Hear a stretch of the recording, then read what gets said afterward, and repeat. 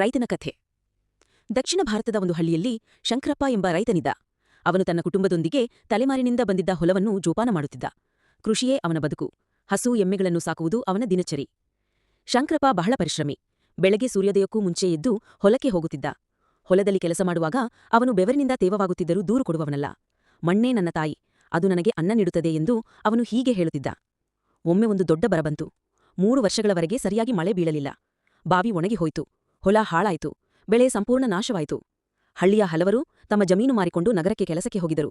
ಆದರೆ ಶಂಕರಪ್ಪ ಹಠಮಾರಿ, ಈ ಮಣ್ಣನ್ನು ನಾನು ಬಿಟ್ಟು ಹೋಗುವುದಿಲ್ಲ ಎಂದ.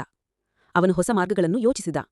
ಹಳ್ಳದ ಬಳಿಯಲ್ಲಿದ್ದ ಒಂದು ಹಳೆಯ ಕೆರೆ ತೋಡಿಸಿ ಸ್ವಚ್ಛಗೊಳಿಸಿದ. ಮಳೆ ಬೀಳಿದಾಗ ಅದರಲ್ಲಿ ಸ್ವಲ್ಪವಾದರೂ ನೀರು ಉಳಿಯುತ್ತಿತ್ತು.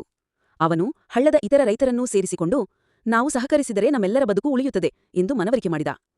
ಹಳ್ಳಿ ಜನರ ಸಹಕಾರದಿಂದ ಕೆರೆ ದೊಡ್ಡದಾಯಿತು. ಮಳೆ ಬಂದಾಗ ನೀರು ತುಂಬಿತು. ಶಂಕರಪ್ಪ ಆ ನೀರನ್ನು ಬಳಸಿ ಸಣ್ಣ ಹೊಲದಲ್ಲಿ ಟೊಮ್ಯಾಟೊ, ಮೆಣಸಿನಕಾಯಿ, ತರಕಾರಿ ಬೆಳೆಸಲು ಪ್ರಾರಂಭಿಸಿದ. ಇದರಿಂದ ಅವನಿಗೆ ಸ್ವಲ್ಪ ಆದಾಯ ಬಂದಿತು. ನಂತರ ಮತ್ತೊವರು ಅವನ ಮಾದರಿಯನ್ನು ಅನುಸರಿಸಿದರು. ಅವನ ಪರಿಶ್ರಮ, ಹಠ ಮತ್ತು ಜ್ಞಾನದಿಂದ ಹಳ್ಳಿ ಮತ್ತೆ ಹಸಿರಾಯಿತು. ಹಳ್ಳಿಯವರು ಶಂಕರಪ್ಪನನ್ನು ಗೌರವಿಸಿ ನಮ್ಮ ಹಳ್ಳದ ಜೀವಾಳ ಎಂದು ಕರೆದರು.